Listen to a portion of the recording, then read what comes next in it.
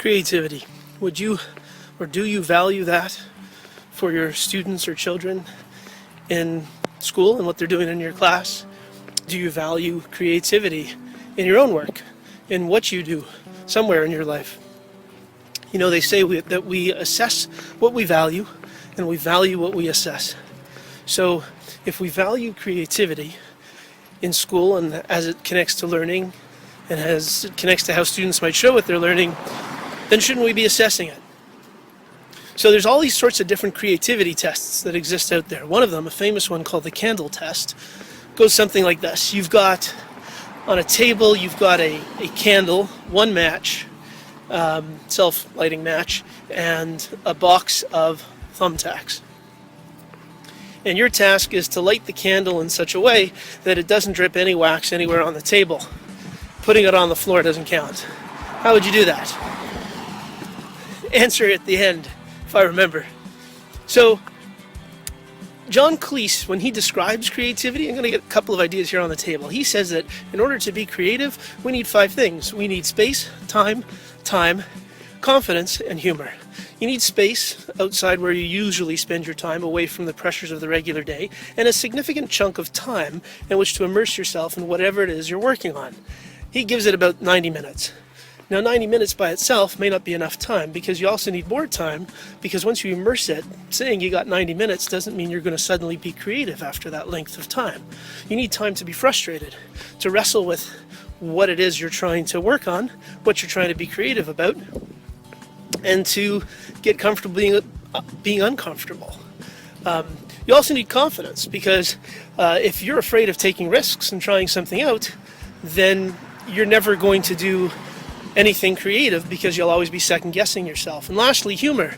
Humor because it puts you in an open frame of mind where you're receptive to new ideas. Kirby Ferguson, in a brilliant series of videos called Everything is a Remix, spends some time talking about creativity. And he says creativity kind of goes through 3 phases. The first is copying. You copy stuff that you saw someone else do creative, which reminds me of a story. I can't remember who it was, that someone wanting to write a great work of fiction decided that they would first copy, I think it was one of Ernest Hemingway's books, or maybe it was Mark Twain.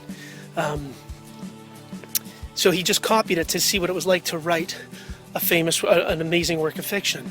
But after copying comes transforming, or adapting, because you have to adapt it to your own way of doing things. You kind of make it your own. And then over time you transform it into something that looks completely new, completely different. But if you didn't start at the beginning, copying, then adapting, then transforming, without that first step, you'll never create something original, new, and terribly creative. Many teachers I've shared this story with have found resonances between that and the Sammer model for the effective use of pedagogical use of technology in teaching.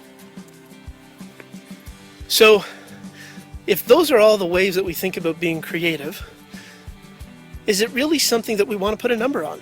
And what do we mean by assessing it? By assessing it, do we mean by giving the student feedback? Well, here's the thing. Assessment is not the same thing as grading.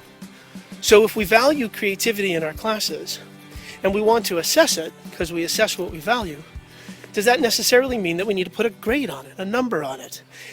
Might we, by putting a number on it, close the door to risk-taking, close the door to students feeling confident enough to take those risks, so that they can explore different ways to share different creative ways to share what they're learning? What do you think? Is creativity something that should be a feature of quality learning in your classroom, quality teaching in your classroom? Is it something that we need to measure? Or is it just something that's there, the same way that you know in a heap of sand? Well, you don't know exactly how many grains of sand flip it over from not heap to heap, but you know it when you see it. Is creativity something like that? What do you think?